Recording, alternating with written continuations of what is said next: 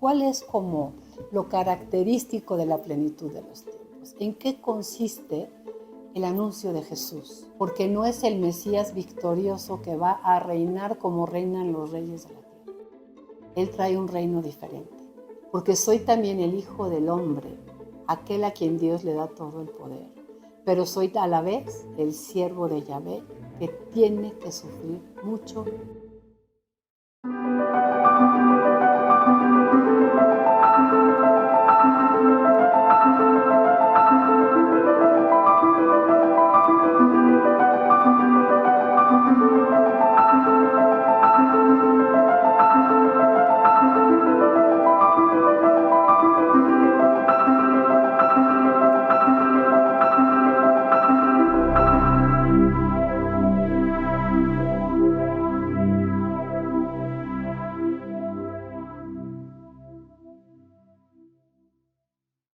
Hermanos, muy bienvenidos a nuestra 38ª clase de Historia de la Salvación. Parece mentira que llevemos tanto camino recorrido ya.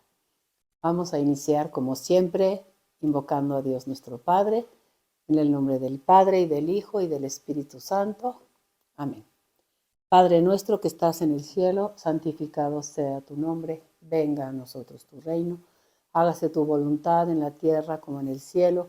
Danos hoy nuestro pan de cada día. Perdona nuestras ofensas, como también nosotros perdonamos a los que nos ofenden. No nos dejes caer en la tentación y líbranos del mal. Dios te salve María, llena eres de gracia, el Señor es contigo.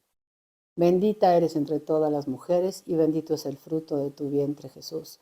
Santa María, Madre de Dios, ruega por nosotros pecadores, ahora y en la hora de nuestra muerte. Amén. Gloria al Padre, al Hijo y al Espíritu Santo, como era en un principio, ahora y siempre, por los siglos de los siglos.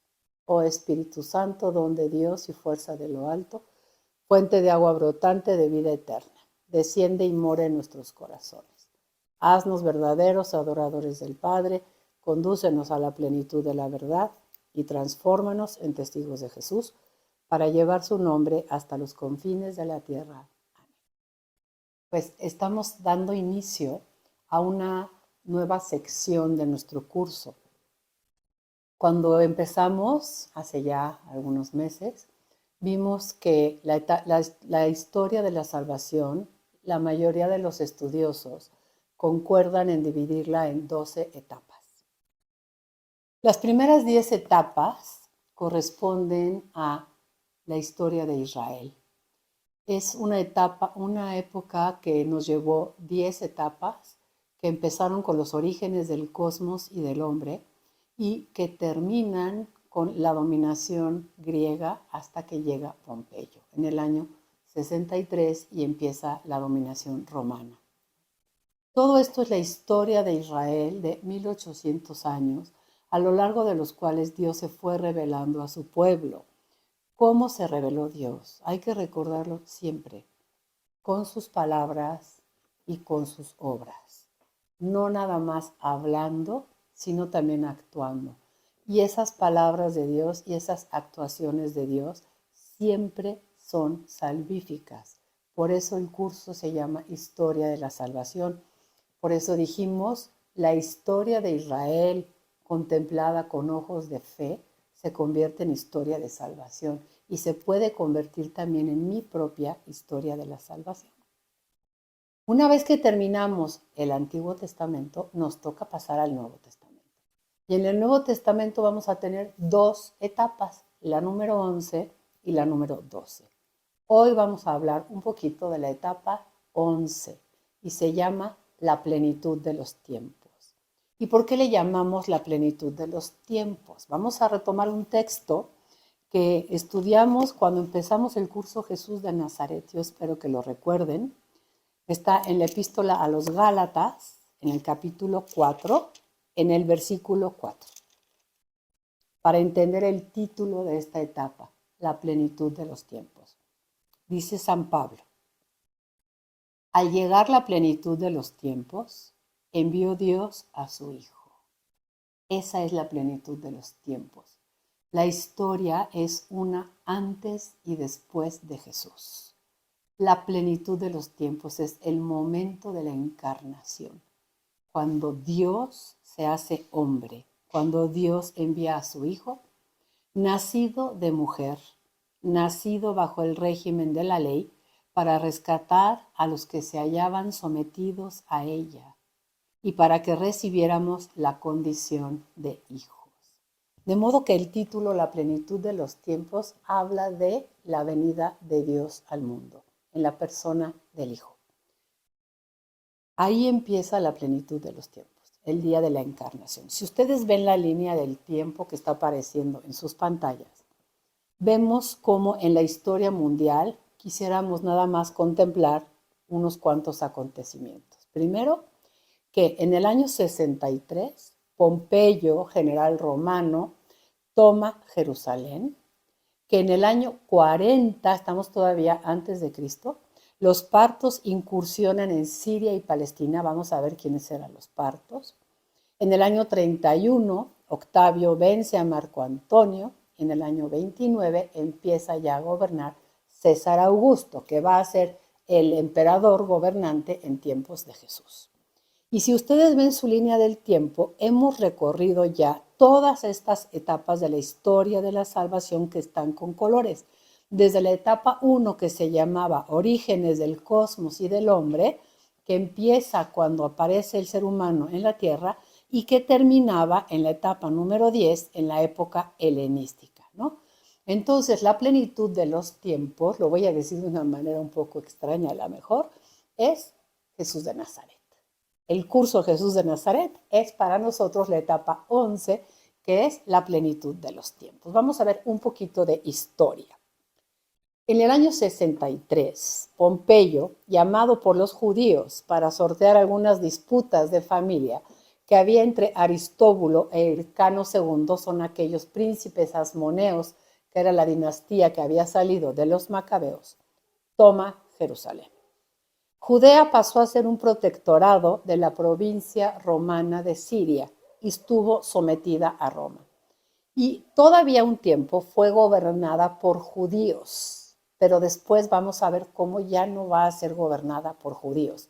Cuando venga Jesús, ya no va a estar Palestina gobernada por judíos. En un momento, después de muchas cosas de política que no vale la pena mencionar en este momento, Herodes aparece en escena. Herodes no era judío. Herodes era originario de Idumea. Idumea está al sur de Judea, en el territorio del sur de Judea, ¿no? Y fue puesto por Roma como rey de Galilea. Entonces, es muy, ¿cómo les diré?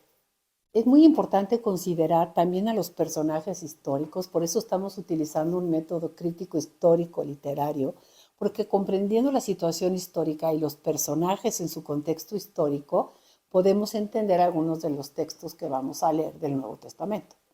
En el caso de Herodes, por ejemplo, se sabe que era un hombre inteligentísimo. Desde muy joven supo congraciarse y hacerse amigo tanto de Julio César como de Marco Antonio, y logró que lo pusieran como rey. Entonces, ustedes imagínense para el pueblo judío lo que fue tener un gobernante no judío, que fuera quien dictara las leyes y que además estuviera en simpatías con Roma, que era como el imperio opresor, ¿no? Es hijo Herodes de un idumeo y de una mujer árabe. Entonces, el linaje de Herodes ya no es judío, ya no se va a interesar por defender a los judíos, ¿no? Pero quiso como congraciarse con el pueblo, ¿no? Si ustedes leen en el capítulo 2 de San Juan, dice, cuando está Jesús expulsando a los vendedores del templo, en el versículo 18, le dicen los judíos, ¿qué signo puedes darnos que justifique que puedes obrar así? Y Jesús les respondió, destruid este santuario y en 3 días lo levantaré. Y los judíos le contestaron, 46 años se ha tardado en construir este santuario. ¿Qué quiere decir eso? Este santuario es el templo de Jerusalén. Cuando entró Pompeyo en el 63 a.C., le hizo algunos desajustes, destruyó un poquito el templo de Jerusalén. Y entonces Herodes, cuando sube al trono, quiere congraciarse con los judíos y se pone a hermosear el templo de Jerusalén. Y la verdad es que lo dejó espléndido, pero lo hizo para congraciarse con el pueblo. Era un gran constructor, construyó otras fortalezas, por ejemplo, se mandó a hacer su mausoleo, que era el Herodión, mandó a hacer la fortaleza de Masada, mandó a hacer otra fortaleza que se llamaba Maqueronte, que fue donde encarceló después a Juan Bautista, ¿no? Y Herodes gobernó del año 37 a.C. al 4 a.C. La fecha de la muerte de Herodes es histórica. Sabemos por Flavio Josefo, un historiador judío, es decir, no es un cristiano, no está en la Biblia, no hay aquí ningún sesgo. Es un dato de la historia que Herodes murió el año 4 antes de nuestra era. Y nosotros hemos situado el nacimiento de Jesús de Nazaret, la plenitud de los tiempos, en la encarnación, el año 7 o 6 antes de nuestra era. ¿Por qué razón? Lo explicamos con detenimiento en el curso de Jesús de Nazaret, porque los evangelios de Mateo y Lucas nos dicen que Jesús nació en tiempos del rey Herodes. Vamos a ver el Evangelio de San Mateo, en el capítulo 2, en el versículo 1, dice así: Jesús nació en Belén de Judea en tiempos del rey Herodes. Y después, cuando viene la matanza de los niños de Belén, en el versículo 16 leemos: Herodes, al ver que había sido burlado por los magos, se enfureció terriblemente y mandó matar a todos los niños de Belén y de toda su comarca menores de 2 años. Entonces, si dijimos que Herodes murió el año 4 antes de nuestra era y mandó matar a los niños de 2 años, queremos suponer que Jesús habría nacido el año 6 antes de nuestra era, es decir, 2 años antes por lo menos de que Herodes hubiera muerto, siguiendo la cronología del Evangelio de San Mateo. Bueno, Herodes muere el año 4 antes de nuestra era y se divide su imperio entre, su imperio no, el territorio que él gobernaba, entre sus hijos, ¿no? Y la zona del norte fue gobernada ya en tiempos de Jesús por un hijo de Herodes el Grande que se llamó Herodes Antipas. Este Herodes Antipas va a terminar su gobierno hasta el año 39 después de nuestra era. Entonces Jesús de Nazaret nace en tiempos de Herodes el Grande y muere en tiempos de su hijo Herodes Antipas. Año 27, Juan Bautista empieza su predicación. ¿Quién era Juan Bautista? Hijo de un sacerdote que ejercía en Jerusalén, en el templo de Jerusalén, que se llamaba Zacarías, de una mujer llamada Isabel, que también era de familia sacerdotal, y pues lo que se hubiera esperado de Juan es que fuera sacerdote. Pero Juan se retiró a vivir al desierto, y Juan fue un profeta, y Juan invitaba a la conversión. Y el mensaje de Juan Bautista, ¿cuál era? El Señor ya viene. Yo soy la voz del que clama en el desierto. Preparemos el camino para el Señor. Detrás de mí viene alguien que es más grande que yo, a quien no soy digno de desatarle las correas de sus sandalias. Yo bautizo con agua, pero detrás de mí viene otro que bautiza con Espíritu Santo. Conviértanse, dejemos nuestra vida de pecado y volvámonos a Dios. La gente de Palestina empieza a escuchar a Juan Bautista y dice: ¿por qué estamos oyendo la misma invitación que nos hacían los antiguos profetas? Todos los profetas decían: hay que volvernos a Dios de quien nos hemos alejado. Esa es la conversión.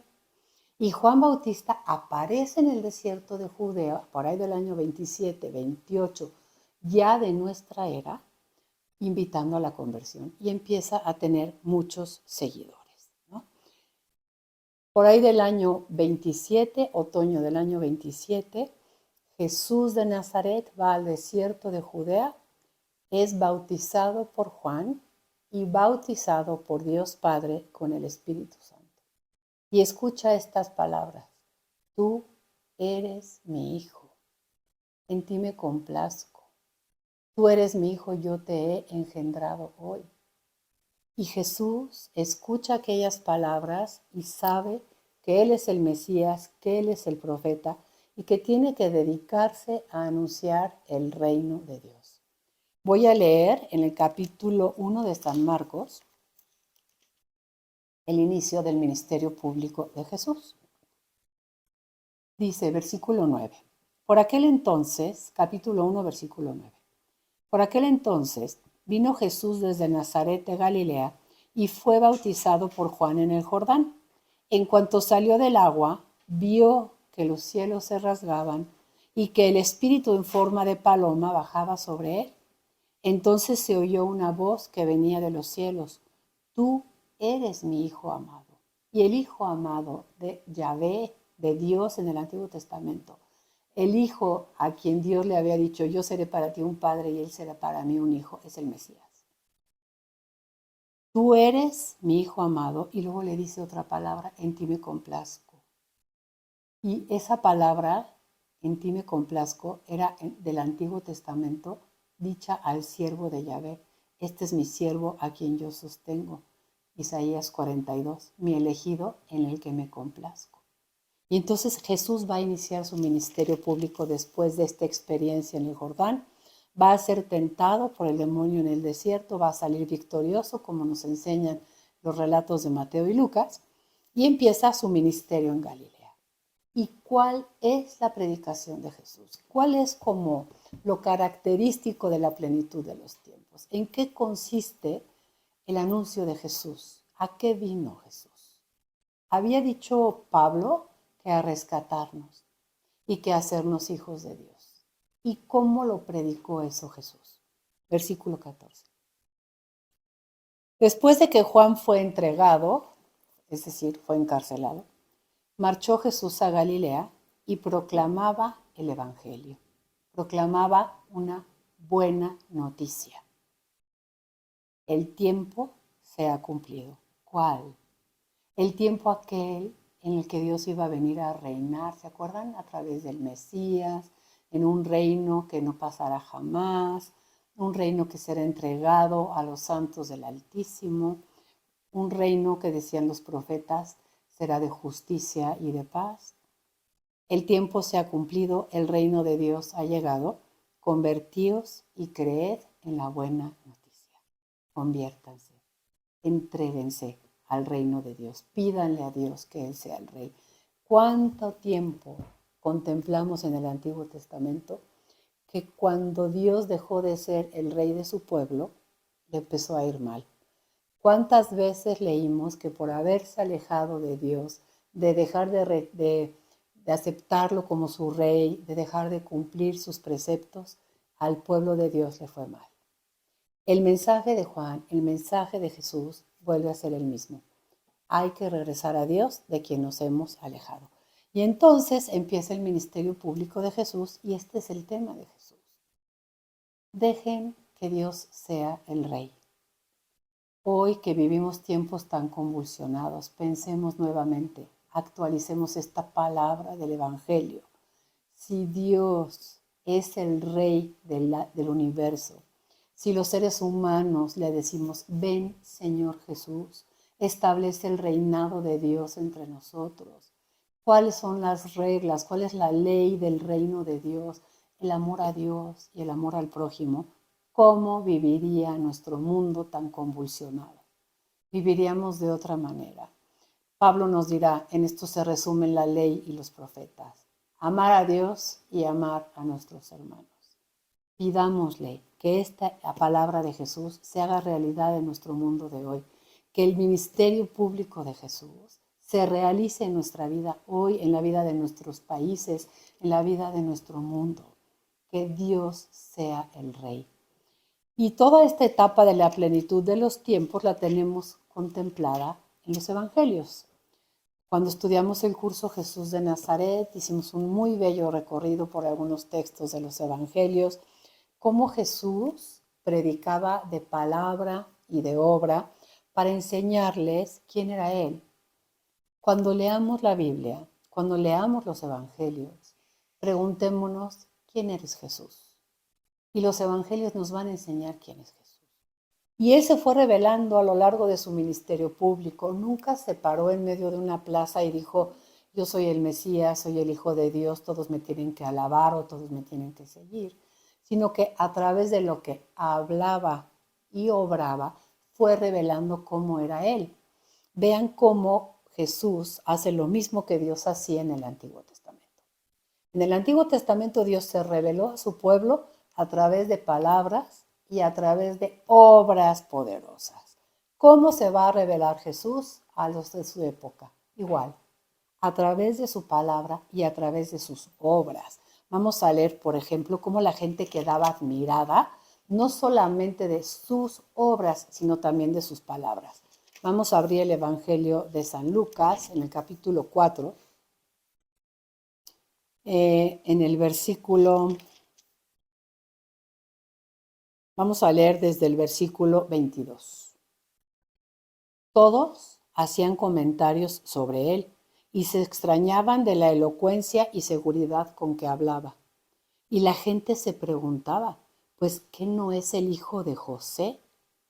Versículo 31. Bajó a Cafarnaún, población de Galilea, y los sábados les enseñaba. ¿Qué hacía Jesús? Enseñaba.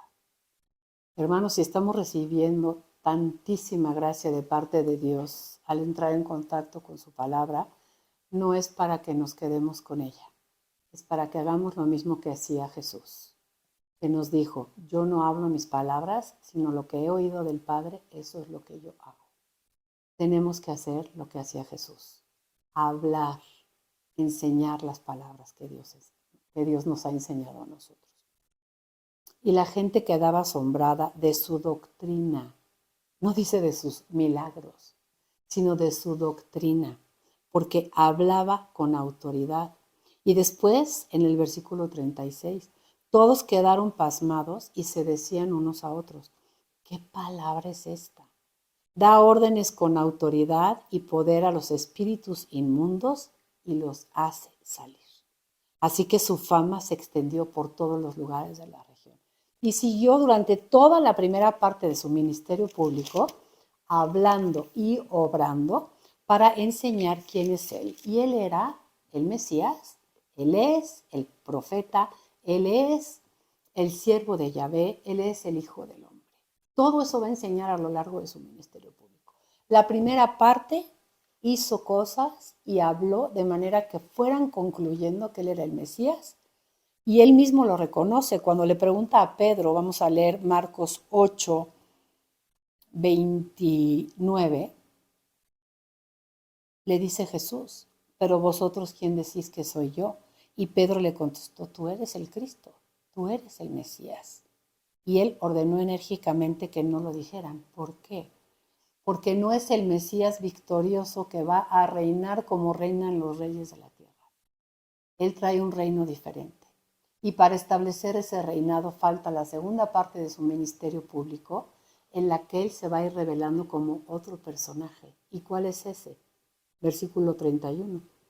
Empezó a enseñarles que el Hijo del Hombre, es decir, él es el Hijo del Hombre, debía sufrir mucho. Y según lo que nosotros estudiamos en el texto de Daniel, el Hijo del Hombre era glorioso. ¿Cómo que el Hijo del Hombre iba a sufrir? Entonces Jesús dice, es que no solo soy el Mesías, soy el Mesías, vengo a traerles la buena noticia de que Dios quiere reinar, pero en un reino diferente. Y ese reinado va a llegar a nosotros cuando yo lo conquiste con la entrega de mi vida y con mi resurrección. Porque soy también el Hijo del Hombre, aquel a quien Dios le da todo el poder. Pero soy a la vez el siervo de Yahvé que tiene que sufrir mucho para conseguir la redención de sus hermanos. Y viene todo, la segunda parte de su ministerio público hasta su pasión, muerte y resurrección. Y Jesús muere el viernes 7 de abril del año 30. Todo esto, para quienes no hayan tenido la oportunidad, pueden acceder a la plataforma de Experience Magdala también y estudiar el curso Jesús de Nazaret. Esa es la etapa 11 de la historia de la salvación, que empieza con la plenitud de los tiempos en el año 6-7 antes de nuestra era y va a terminar el viernes 7 de abril con la muerte de Jesús. ¿Y qué pasó después de la muerte de Jesús?